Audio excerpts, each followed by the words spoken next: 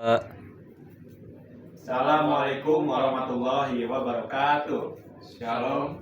Kami dari kelompok 1 akan mempresentasikan hasil karya tulis ilmiah kami dengan judul Dukungan Amerika Serikat pada Israel dalam konflik Israel Palestina. Perkenalkan, nama saya Muhammad Arfahamizan dengan akhiran NIM 013. Perkenalkan, nama saya Daniel Roy Chandra dengan akhiran NIM 023. Perkenalkan, nama saya Francisco Melano Bangun dengan NIM akhiran 061. Saya Wan Falik Malikul Luki dengan akhiran NIM 045. Oke, bagian pendahuluan latar belakang bab 1 akan dijelaskan oleh saya Muhammad Arfahamizan.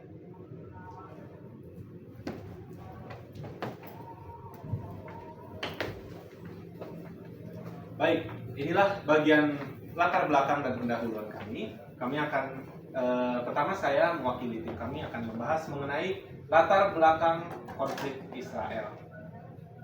Jadi setelah kami melakukan penelitian, dapat diketahui bahwa konflik Israel Palestina merupakan konflik yang berkepanjangan dan terus-menerus terjadi dari dulu hingga sekarang. Konflik ini berakar pada banyaknya masifnya perpindahan orang-orang Yahudi ke tanah Palestina karena ada gerakan Zionisme.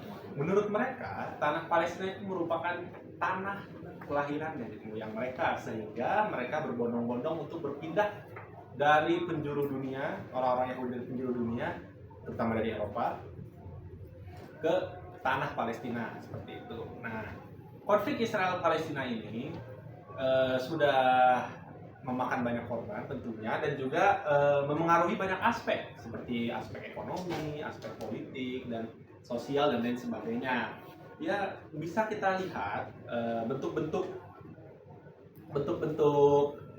dampak dari konflik ini sendiri adalah seperti pelanggaran HAM, genosida, kemudian pembunuhan dan lain sebagainya, seperti itu.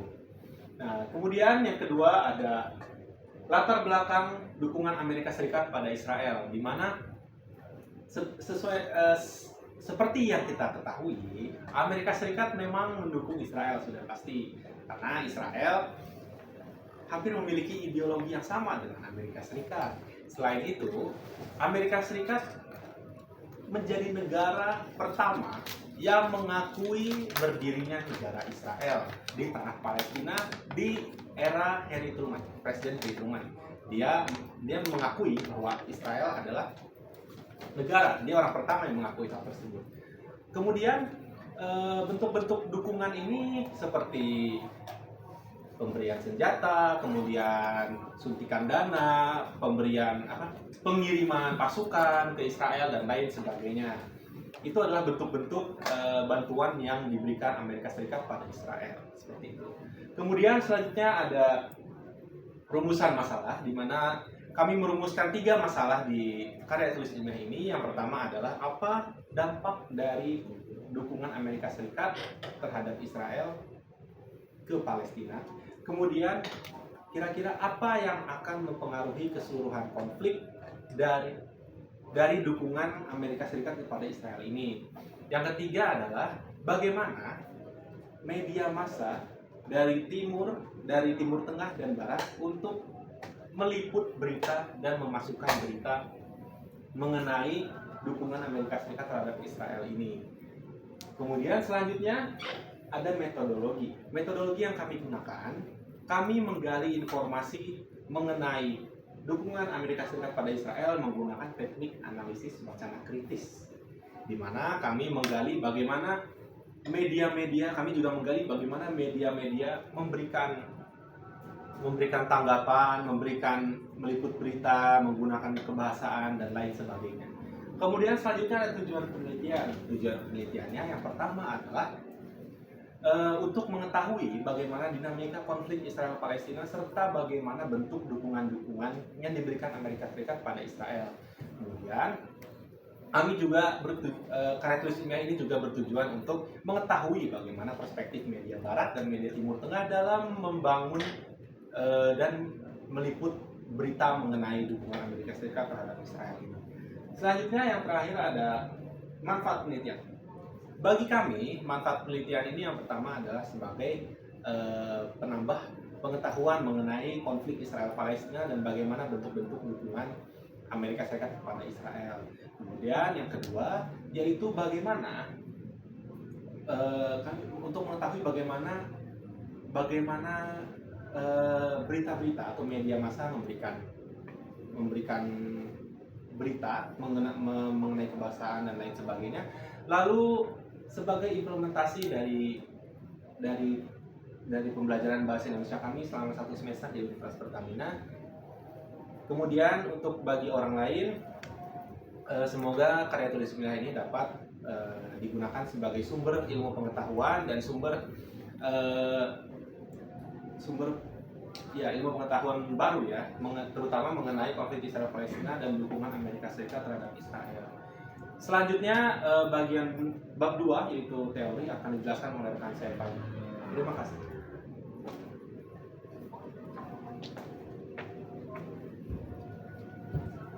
Saya Wan Khalid Malikologi. Di sini saya akan melanjutkan presentasi tentang karya tulis ilmiah ini. Di sini saya akan menjelaskan tentang bab 2 yaitu teori. Di bagian teori kami mencantumkan 4 poin dalam karya tulis ilmiah yang sudah kami buat. Di poin pertama ada konflik Israel Palestina. Seperti yang sudah kita ketahui, konflik Israel Palestina ini merupakan salah satu konflik yang ada di dunia, bahkan salah satu konflik yang terpanjang yang ada dalam sejarah. Disebutkan bahwa dalam sidang pertama PBB, masalah konflik Israel Palestina inilah yang dibahas di dalam sidang tersebut. Secara historis, penyebab dari adanya konflik Israel Palestina ini berawal pada tahun 1897 yang disebutkan bahwa di dalam Kongres kaum Zionis, wilayah dari Palestina ini merupakan tanah yang dijanjikan. Disebutkan juga bahwa wilayah Palestina ini adalah tanah dari nenek moyang bangsa yang kita kenal sebagai bangsa Israel pada saat ini.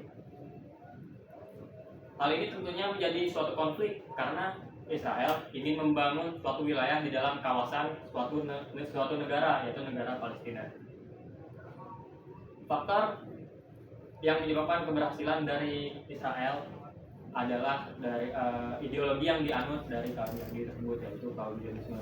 Dipercaya bahwa ideologi Zionisme ini menjadi salah satu penyebab konflik yang berkepanjangan dan turun-temurun ini. Bahkan dari awal terbentuknya PBB hingga saat ini, konflik ini masih belum menemukan titik terang. Di poin kedua ada dukungan Amerika Serikat terhadap Israel. Seperti yang kita ketahui, Amerika Serikat ini bisa dibilang sebagai hegemoni pada saat ini. Kekuatan Amerika Serikat sangat besar, baik dari segi ekonomi, politik, bahkan militer. Dan dalam konflik Israel Palestina ini, Amerika Serikat memandang Israel ini sebagai aset yang sangat penting karena Israel adalah negara demokrasi yang memahami yang memegang nilai-nilai barat, sehingga Amerika Serikat akan berusaha menjaga hubungannya dengan Israel demi melancarkan kepentingan dari Amerika Serikat tersebut. Faktor lain yang menyebabkan dukungan dari Amerika Serikat terhadap Israel adalah bagaimana cara dari Israel mendekati tokoh-tokoh Amerika Serikat. Yang akhirnya Amerika Serikat membuat kebijakan di Timur Tengah yang menguntungkan bagi Israel. Dan bisa disimpulkan bahwa dalam konflik ini Amerika Serikat cenderung memihak kepada Israel dibandingkan Palestina. Di poin ketiga ada bagaimana media massa membuat berita dan menciptakan opini masyarakat. Dalam suatu konflik, media massa menjadi satu aspek yang sangat penting karena media massa akan menjelaskan bagaimana suatu konflik itu terjadi. Media massa akan menginformasikan segalanya tentang konflik ini kepada masyarakat. Namun, ada suatu masalah yang cukup kompleks. Media massa kerap membuat berita yang bias karena bisa disebabkan karena faktor politik dan juga ideologi dari media massa tersebut. Hal ini akan membuat adanya perbedaan pandangan dalam masyarakat karena masyarakat akan mempercayai media massa yang besar di negara tersebut. Jadi media massa ini akan membuat berita yang memihak terhadap satu pihak dari negara asal media tersebut. Contoh dalam kasus Israel Palestina ini ada seperti media barat yang cenderung memihak ke Israel, sedangkan media Arab ini cenderung memihak terhadap Palestina. Dan poin terakhir ada analisis wacana kritis sebagai alat bedah. Dalam pembuatan karya tulis ilmiah ini kami menggunakan analisis wacana kritis. Di sini kami menganalisis artikel, berita, dan sumber-sumber baik dari teks kebahasaan, praksis kewacanaan, dan juga praksis sosial kultural. Tujuan utama dari digunakannya analisis wacana kritis adalah untuk menganalisis dan memahami nilai-nilai sosial dalam sumber yang kami ambil. Sekian penjelasan saya. Penjelasan selanjutnya akan dijelaskan oleh teman saya Daniel Roy Chandra. Terima kasih.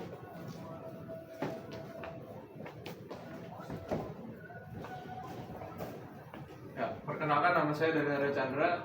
Di sini saya ingin menjelaskan tentang metode kualitatif, yaitu metode yang bertujuan untuk mempertahankan kualitas manusia tanpa ketimbang kualitas atau kuantitatif dari manusia tersebut. Analisis wacana kritis, di sini kami menggunakan analisis wacana kritis framing, yaitu analisis yang diperbarui baik tulisan dan media. Terima kasih. Selanjutnya akan dilanjutkan oleh teman saya Frans.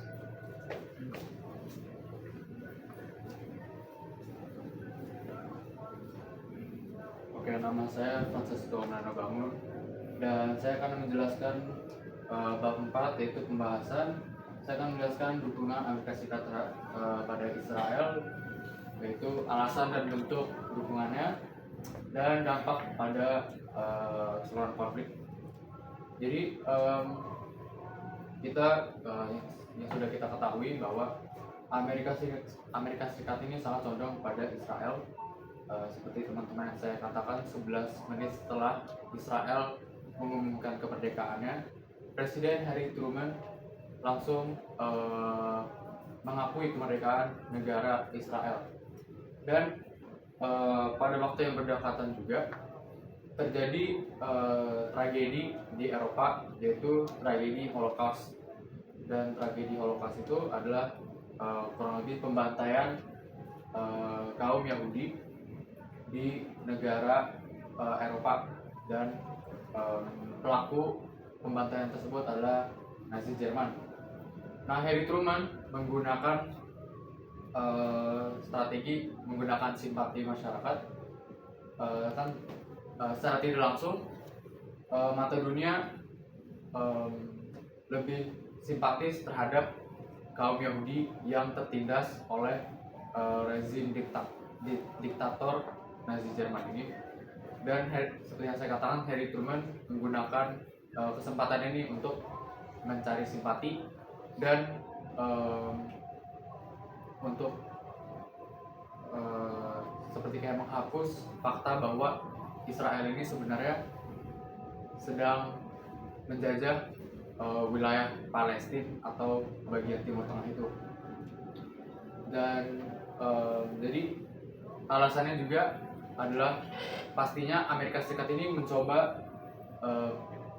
mengambil hal strategis, terutama dalam konteks Timur Tengah, yaitu mencoba melobi Israel dan menggunakan sebagai wayang Amerika Serikat supaya Israel bisa menjadi aktor yang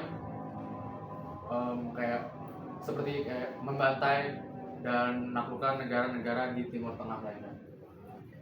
Oke, masuk ke bentuk dan dukungan. Bentuk dari dukungan Amerika Serikat terhadap Israel adalah pemberian dana tahunan sebesar 3,8 miliar US dollar. Pendanaan itu digunakan tidak hanya untuk pembelian militer, tapi juga pengeluaran untuk ekonomi negara Israel. Lalu Amerika Serikat juga membantu Israel dengan pembantuan teknologi militer seperti pesawat tempur yang modern, yang bagus, dan yang paling terkenal adalah rudal pelindung Iron Dome. Dan bentuk dukungan Amerika Serikat ini juga dikarenakan Amerika Serikat ingin mencari informasi yang sebanyak-banyaknya tentang negara-negara yang pada saat itu melawan Israel di Timur Tengah. Lalu kita masuk dampak keseluruhan konflik. Jadi dampaknya kita bisa lihat bahwa Amerika Serikat menggunakan kekuatan hak veto untuk membantu Israel, sehingga Israel ini istilahnya kebal atas perlakuan-perlakuan yang melawan hak asasi manusia. Dan dampaknya adalah banyak manusia yang meninggal dan banyak terjadi kelaparan terutama di wilayah Gaza. Selanjutnya adalah bentuk produksi, dijelaskan oleh apa? Ya, terima kasih. Selanjutnya untuk bagian bentuk produksi, distribusi, dan konsumsi media serta dimensi sosial berita akan dijelaskan oleh saya. Pertama, dari segi produksi, saya akan membahas mengenai media barat terlebih dahulu. Media barat dalam segi produksinya, mereka lebih menggunakan pernyataan-pernyataan dan data-data resmi dari pemerintah. Untuk apa? Supaya mereka memiliki kredibilitas yang lebih kuat sehingga dapat dipercaya oleh masyarakat. Nah, seperti itu. Kemudian untuk bentuk distribusinya, media-media barat sama seperti media-media pada umumnya, yaitu menggunakan media sosial seperti website atau YouTube dan lain sebagainya untuk menyalurkan berita mereka supaya lebih mudah diakses oleh khalayak umum dan orang-orang dari seluruh internasional. Kemudian dari segi konsumsi, berita barat lebih cenderung dikonsumsi oleh orang-orang barat tentu saja, karena sesuai dengan ideologi yang orang-orang barat anut. Berita barat pun memberikan berita dengan ideologi yang dianut oleh orang-orang seperti itu. Jadi target mereka memang untuk mengarahkan pada orang-orang barat yang memiliki kecenderungan terhadap satu hal tertentu. Nah, kemudian berita Timur Tengah, yaitu bentuk produksi, distribusi, dan konsumsi medianya. Bentuk produksinya berita Timur Tengah biasanya langsung berdasarkan lapangan, ya, berdasarkan fakta lapangan, apa yang terjadi di lapangan, apa yang terjadi di medan pertempuran, itulah yang dimasukkan media-media dari Timur Tengah, ya. Jadi aktual dan fakta seperti itu. Kemudian untuk distribusinya sama seperti Barat, ya, dan seperti mayoritas media pada umumnya, ya, mengumumkan lewat website, Instagram, Google, atau bahkan televisi dan lain sebagainya. Itu bentuk distribusinya. Supaya apa? Supaya lebih mudah untuk masyarakat mengaksesnya dan lebih mudah juga tersebar informasinya. Selain itu, ada bentuk konsumsinya. Media Barat memang memberikan konsumsi kepada orang-orang Barat, tetapi media Timur Tengah mereka mengkhususkan konsumsi berita terhadap orang-orang Arab. Oleh karena itu, media Timur Tengah biasanya memiliki translasi ke bahasa Arab, tidak seperti media-media lain. Tetapi tetap media Timur Tengah juga ingin menggandeng khalayak umum dan dunia internasional dalam melihat isu-isu mengenai konflik Israel-Palestina dan dukungan Amerika kepada Israel. Ya. Kemudian biasanya bentuk-bentuk berita dari Barat itu cenderung untuk netral, terkesan netral, tetapi sebenarnya lebih mengarah ke Barat, lebih condong ke Barat seperti itu. Mereka biasanya menggunakan istilah seperti ancaman, kemudian solusi, kemudian aturan dan lain sebagainya. Itu yang biasa digunakan oleh media Barat. Tapi kalau media Timur Tengah, mereka lebih kritis untuk menunjukkan bahwa satu pihak itu salah, seperti itu.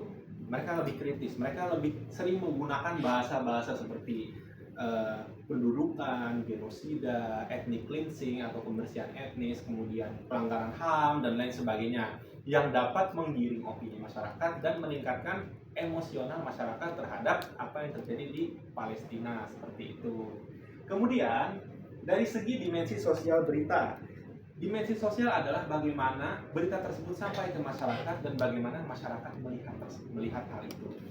Media Barat memberikan dimensi sosial yang akibat media Barat memberikan dimensi sosial yang cenderung mendorong ke Barat dan melihat Barat adalah sebagai pembentuk keadilan, persatuan dan lain sebagainya dan serta kedamaian. Akhirnya orang-orang Barat berpikir bahwasannya memang kebijakan-kebijakan yang Amerika buat untuk Israel adalah suatu tindakan yang benar demi melerai konflik dan menyelesaikan permasalahan yang terjadi.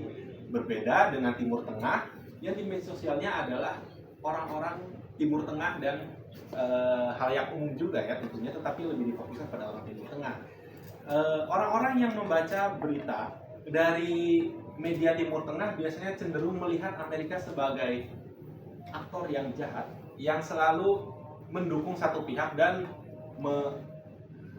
memisahkan satu pihak lainnya, sehingga satu pihak lainnya ini semakin terpuruk dan semakin terjatuhkan ya, seperti itu dimensi sosialnya ya. Dimensi sosial ini sangat dipengaruhi oleh ideologi dan lain sebagainya ya. Boleh lanjut? Ya, terakhir ada kesimpulan dan saran. Secara keseluruhan, kesimpulan dari karya tulis ilmiah kami yaitu dukungan Amerika Serikat terhadap Israel memang cenderung membuat dampak yang buruk terhadap Palestina ya, karena Amerika hanya condong ke satu pihak, bukan ke pihak lain, tidak bersikap netral.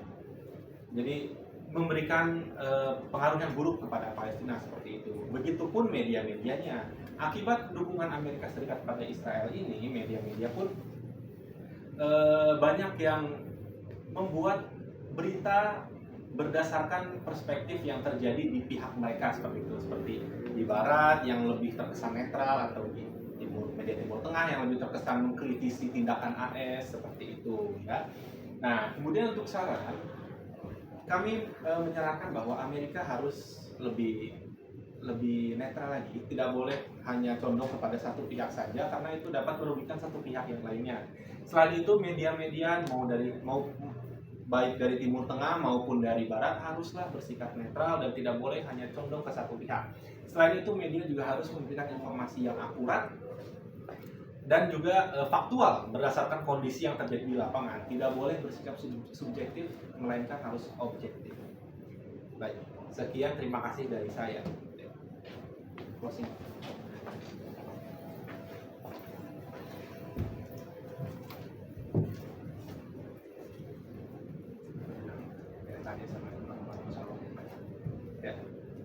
Sekian presentasi hasil karya tulis ilmiah dari kelompok kami. Mohon maaf apabila ada kesalahan.